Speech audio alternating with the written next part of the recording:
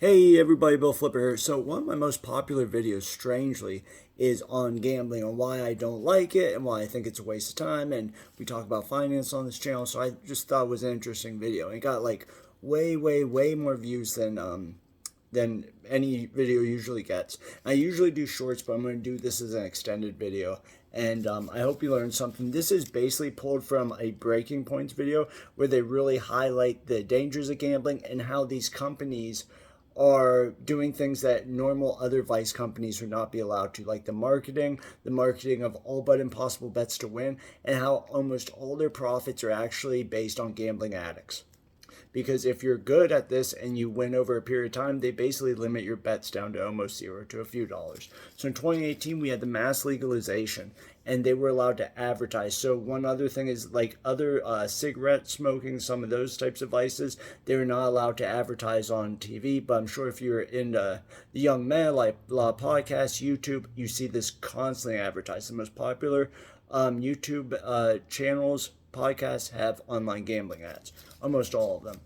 So we have the normalization of mass advertising. 39 states, actually a 40th one just started. I think it was Missouri, and the District of Columbia have it gamblized. So these are also monopolized by DraftKings and a few other small companies. So you really don't have many choices of who to go to. Okay.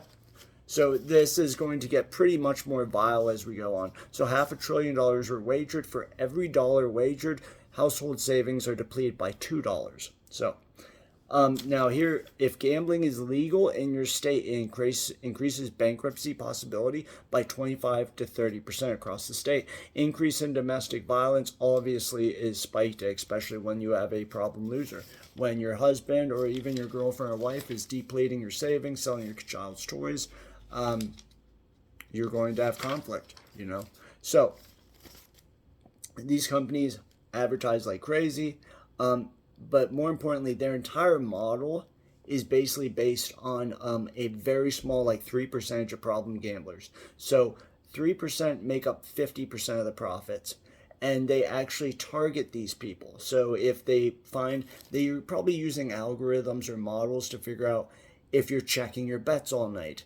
And actually the high risk gamblers, the people who bet the most, they have to provide a W-2. So if you make 100 grand, they probably have a rule, can't bet more than 20-30%. But they really don't stick to that rule. They find ways to allow you to bet your entire savings. They really don't care.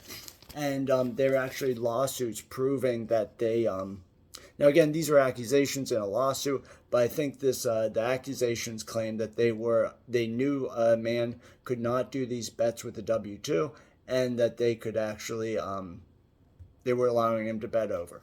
So those are accusations, but they do. From my understanding, on like Reddit forum stuff, if you check your bets in the middle of the night, they'll send you amounts of money to do free bets. I don't use any of these websites. I actually know a few problem gamblers.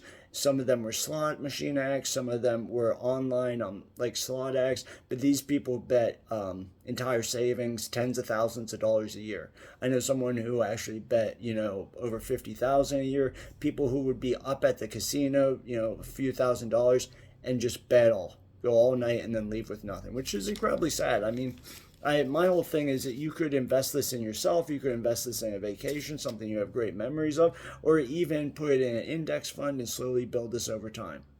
So anyway, in 5 years, 700,000 bettors were tracked. Only 5% at all withdrew any profits. So that means even just a few dollars, they counted as that 5%.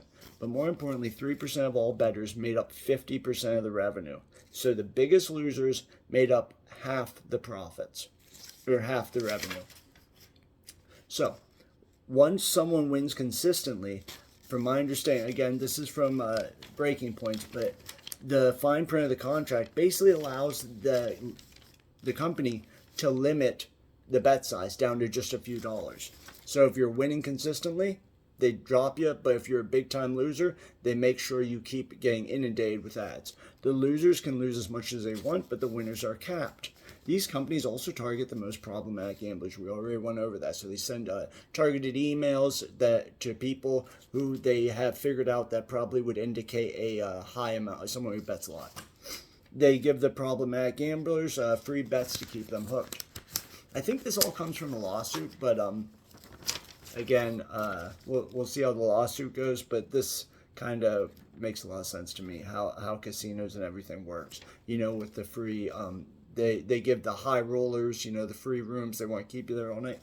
So, and then mostly they market parlays, which are very unlikely bets, and they're hugely profitable for the company because they constantly fail. So you're looking for not just the Steelers to win, but the Eagles to lose and the Cowboys to win.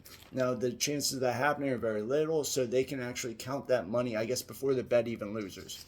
So again, if you have a problem, so if you learned from this video, drop a comment below if you gamble. Again, I think people probably should have the right to, but maybe stricter regulation on targeting these gambling acts. If you or someone has a problem with gambling, 1-800-GAMBLER to get help.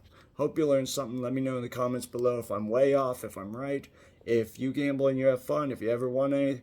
But like I said, for me, I won't do it, and I highly advise you not to do it. Have a great day. Bye.